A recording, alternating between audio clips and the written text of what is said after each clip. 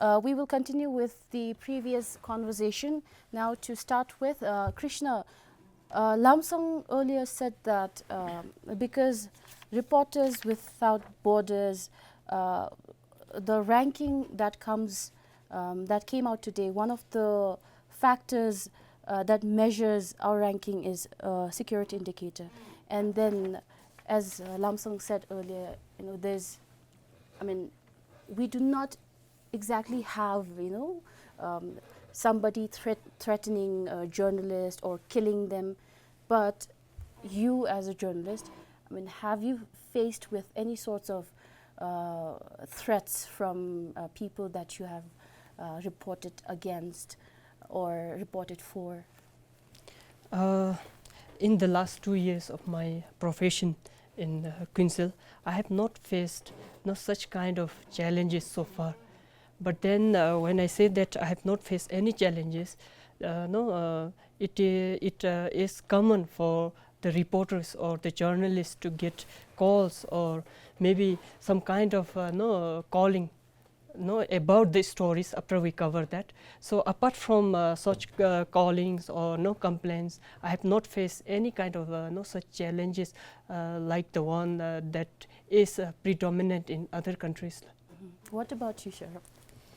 A lot actually. Now I mostly work on the editorial decks, but then I spent quite a lot of years in the field, so I did receive a lot of calls where people talk about they go as far as to threatening legal action and mentioning national security in their aggression towards me on my stories. So they were there, but that's, like Krishna said, it's part of being a journalist, because nobody wants to see themselves and their organizations in the bad light. So that's why they do, impulsive reactions, I guess, of the people. They get angry, they call up the reporter, and then they give their mind to the reporters. But then when it comes to physical threats and all, nothing like that. What about you, Lamsang? Yes. So I think nothing on the physical or life-threatening front. I think again, like 𝗱𝗶𝘀𝗀𝗀𝗀 said, people call, threaten legal action, and touch wood that I have not been dragged to court in the last 18 years. So I think here, I think Bhutan is not a very litigious society. That is one factor. But of course, what you face is a small society. So the person you write about today, tomorrow you might be facing them in the vegetable market. So and it's very awkward, I think. And then of course certain degree of social boycott, and then of course people make fake accounts online and write lovely things about you, so online. So I think these are the challenges. Now, why do you think, what role does a journalist play in Bhutan? Why do you think journalist is important for Bhutan? So I think when a journalist asks for information from any public agency or even a private agency or individual, it is not for the journalist. It is not because we have some personal issue that we are trying to solve. So the information is essentially to be taken and to be given to the public, and we are here to serve the public interest. As Article 1 of the Constitution, Article 1, Section 1 of the Constitution says, Bhutan is a sovereign kingdom and the sovereign power belongs to the people of Bhutan. So that's very clear, and information is a kind of power that has to be given to the public, to the people. Then we have, of course, in that sense, when we are performing our role, we are performing it in that context. And then the role of media has been since the advent of democracy, and even I would argue pre-democracy, but especially after the advent of democracy, I think the media's aggressive anti-corruption campaign of the media, I think early on sent a clear signal to politicians, bureaucrats that that will not be tolerated. So I think a degree of cleanliness in public life has set it. So that has been one contribution of the media as a whole. I think other is in terms of better awareness of human rights, people's rights, and among people. Then I think the enhancement of the democratic spirit, And then also in terms of practical examples like how the media has saved money for the government through its reporting on corruption or certain other issues.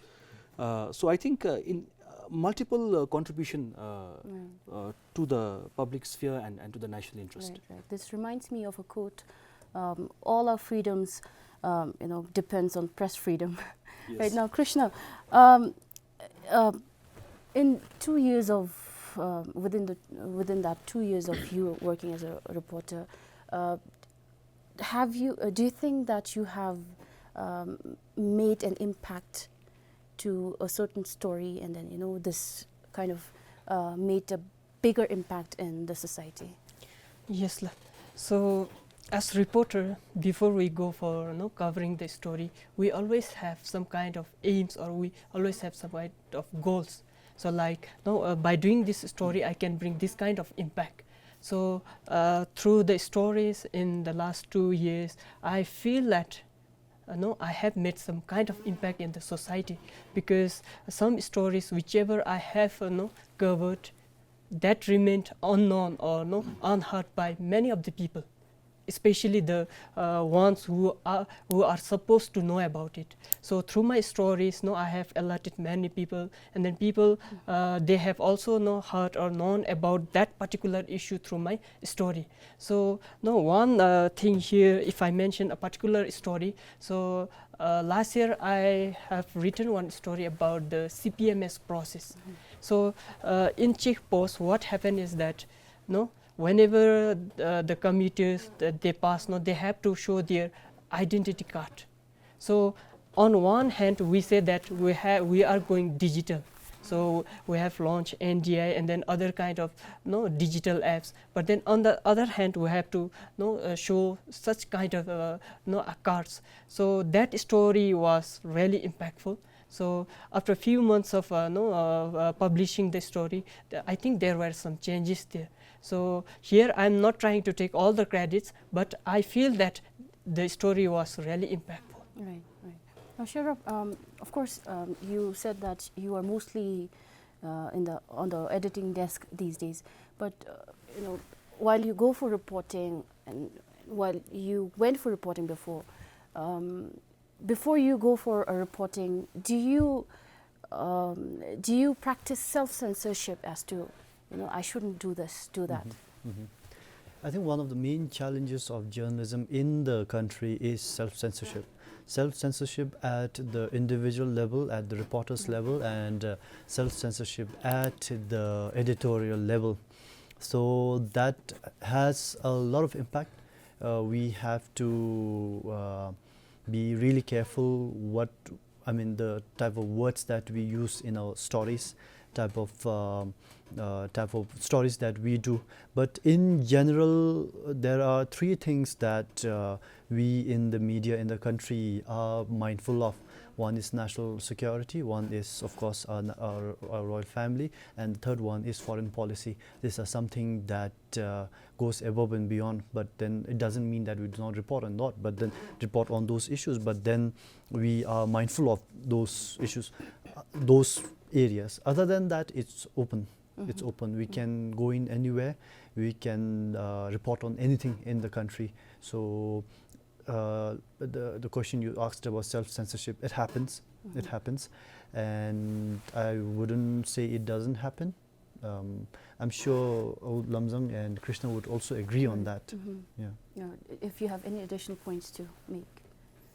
Yeah, well, I think self-censorship is one of the issues mentioned in the RSF report also, and it's a reality of life in Bhutan. So, basically they are, especially within the perimeter of national security. And, if you look at it in a positive aspect, as a small country, for example, we have border negotiations with our northern neighbor, and then there could be some other issues, and if we write something which is not well researched or not in keeping with the facts, it could have repercussions not only for us, but more for the government. As a small country, you're surrounded by big neighbors. So I think self-censorship in that context is there. I think that, but I think what I can say is that self-censorship boundaries have been, self-censorship has been going less over the years. you'll be amazed what Bhutanese journalists were self-censoring about, maybe 2 decades ago. But now that is much, much less. And so I think it's always good to push the boundaries when it comes to press freedom. Right. Now, Lamsang, we in Bhutan, we have this right to information in our constitution, but we don't really have it yet there. What do you have to say about that? Well, it's, I think, very disappointing and very sad. I think again here a sequence of events. The Right to Information Bill was brought in by the second government, and it was hugely improved in the lower house. But unfortunately, when it went to the upper house, the then second National Council, there was an issue between the National Council and the Secretariat of a ministry. I think they were, and also a committee of secretaries and all of that. There was issue of, to present the bill to NC, the committee of secretaries had made a rule that you have to seek permission from the cabinet and all that, and the NC said we have the full power to get you to come in. So I think those, on the surface, that was at least what was told to us, that, and it became like a dead bill. So NC refused to even pass the bill. Though there some others say that there were other factors at play, but I don't have the facts, so I can't talk about that. So unfortunately, it's very sad that we don't have RTI, because right to information is guaranteed under Article 7, Fundamental Rights, and it is under Section 3. A Bhutanese shall have the right to information. So this is for every Bhutanese. What people don't, some people don't realize that it's not for the media only. It's a right to information is for every Bhutanese, and the media, we benefit from it partly, but the benefit is more for ordinary Bhutanese. To give you an example, something like in a village, there is a lot of funds collected, and I'm sure everybody on this panel must have paid also. And Hulagi, Hulas, some fund or some spiritual activity fund, wherever your census is. So the local people, local leaders collect it, but there's no accounts of it later. It's probably a good chance it is somebody's pocket money, in the end. So at the local level, and imagine the millions and billions of government funds coming, there is no law right now under which a local villager can go to the Geok office or the Dzongkhag and ask information on what project is coming, what is the budget, what is the alignment of the farm road, alignment of the irrigation channel, how did you give the tender, So there's no law right now, and information is power. And when this is not there, it leads to corruption, it leads to poor quality works. So it's so much more than just for the media, it's for the public actually. Right. What about Krishna and 𝗱𝗶? Do you also think that we should have right to information? I feel that yes, as Lamsang sir said, we need the right to information, because I feel that looking at the current scenario, if we have that, things may change over time. Okay. What about you? Why do, my thought right now is, why do people look forward to the media to address bring to limelight the issues that they face, right? So whenever I was reporting from some rural village down in 𝗪𝗪, they see BBS doing a story for the issue that they are facing, as they feel that something will now be done by the local government now that the issue has come on the national television. Why is that happening? It's because the villagers at the local level, like Tenzin Lamsang mentioned, do not have any way where they can question the local authorities, right? Set that apart. Even when the villagers come on camera and talk to BBS about questioning their local government people and the district administration people about questioning why certain things are happening and why certain things are not happening, then I get calls later after the story is aired on television that they have been given a talking to by their local leaders and by the officials from the district administration. Why is that happening? It's because there is no mechanism where people can directly approach their officials and get information on whatever projects or whatever work that is happening in their community. So that is why it is important for people to have access to information and have means through which they can access information. And like Lamsang mentioned, media ultimately benefits from having that law in place. Right. Now, these days especially, media fraternity is not just media fraternity, I believe it's for everyone. We are constantly challenged with something called fake news and citizen journalism. How do you, why do you think mainstream media is even more important, and then how do you tackle these issues? Yes. So basically, I believe that I'm a bit of a traditionalist in that view, that journalism is not for everyone. And so I don't subscribe to this term of citizen journalist. Then we should have citizen doctors, citizen nurses, you know, and then we can see where that goes. So I think this is the problem with the concept of citizen journalism. I think citizen contributor is fine. Citizen, you know, contributor or somebody who gives input is fine. But the problem with citizen journalism is that you know, a lot of the news, fake news online is produced either directly or indirectly or unknowingly by citizen, so-called citizen journalists.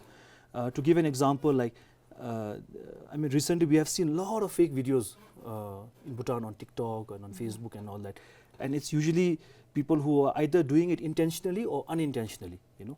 And citizen journalism, the problem is that they don't know it. It's a training to be a reporter, to know the ethical boundaries. Like for example, in my office, when people come, and my office is like as good as a public office. So people come and they will give me a story idea. They share their pain with me, and at the end of the thing, they'll say, "So now, how much do I pay you?" Know. So I tell them, "No, we don't accept payment for stories." You know, so that is the, you know, the level of awareness of media in the public.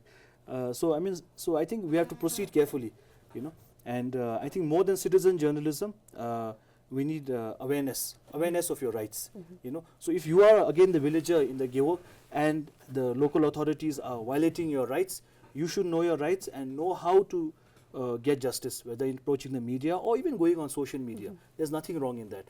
But then the term citizen journalism, that that an untrained person can do regular reporting and know all the ethical issues as well as the technical issues, I think that is a slippery slope snowball. Krishna, what about you? Do you think that, but do you agree that you partly get your news from all those posts posted on social medias? Here, this is one area where mainstream media gets blamed. So people say that, no, all these things are on Facebook or it's on social media, and the mainstream media is silent still. So, but one thing here, what we need to know is that usually the information provided on social media, they are not credible. People, they usually go for seeking attention, media attention. So, and then the person who shares that information is also not a professional journalist or any media related professional. So I feel that mainstream media, they really have a big responsibility in educating and then creating awareness among the people. And then usually I also don't trust the information that is being circulated on social media, usually by people who remain unknown. And I feel that in such a digital age, in this kind of era, people should first, they have to verify the information before they consume it. Right, right. Now, 𝗍𝗶𝘀, in similar line, do you think that rising digital media, specifically the growth of social media, has affected press freedom in the country?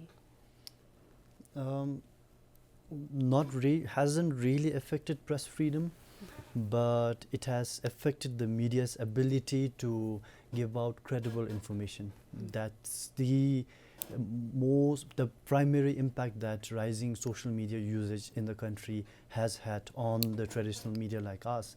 But it's really easy for a sly, non-verified, something that is hitting against someone, post like that to go viral. It spreads like wildfire. But then to verify that whatever claim is that's being made on social media takes time. And we initially, at the start of this program, discussed about how information is there, but how it is difficult to get access to that information. So Of course, people take a dig at the media for not being the first one to break, but then we have our own checks and balances. We have to make sure that the information that we are providing is verified and cross-verified. In the media, we always have this thing called second confirmation. I might get confirmation of something that has happened from one source, but then we also look for another source to confirm that very information. So it takes time, and that's why we may be seen as lagging behind, but we make sure that we do our due before we put information out there. Right, right.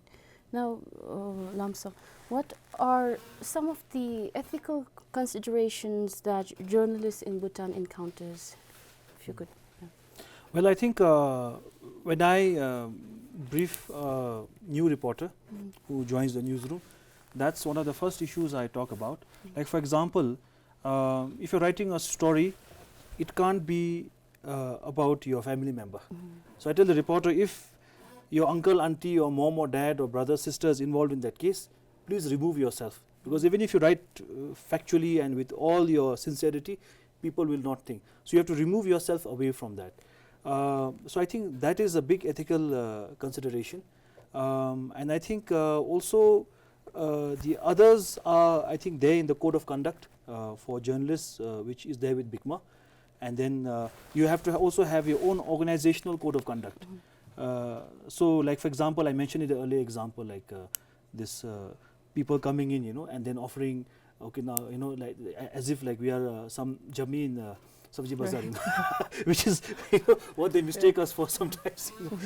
So I think yeah, those petty ones also, and I think then of course in terms of, I think important ethical consideration is getting both sides of the story, but not to the extent that you negate the truth.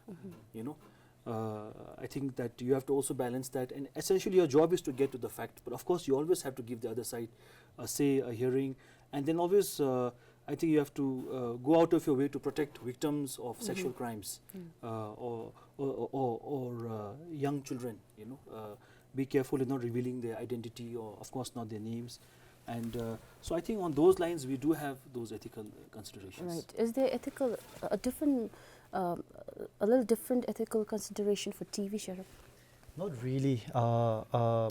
Ethics for journalists are the same. Protecting minors, making sure the names and the details of, let's say, a rape victim is not disclosed on our news stories. I've seen some other friends in the media sometimes going ahead and also mentioning gruesome details of how a crime scene was left. These are some of the ethical considerations that we have to really be careful about. So when it comes to the overall code of ethics, and there's not much difference as to what we put out there in TV as compared to newspapers. Right. Since we are at the end of the conversation, we will give the last opportunity to our youngest reporter here. Krishna, if you have anything to say. Thank you for the opportunity. So I just want to say something to the young reporters, the young journalists, and then the people who are aspiring to join the newsroom soon. So one thing is that whenever we cover stories or go for reporting, it is always good to consult with the senior reporters or editors, because whenever we do reporting, their help would obviously contribute to the stories coverage, and then usually when we do that, it really helps in shaping the story. When we weave the story, it really gets into a deeper way, and then at the end, it obviously becomes an interesting story. Right. Okay. So this is the end of our conversation. I personally have had a very exciting conversation right now, because I also personally can feel what you just spoke about. I am a reporter myself, so I personally have this responsibility of being a journalist, and challenges that we just spoke about. So this was a wonderful conversation. Thank you so much for joining us today.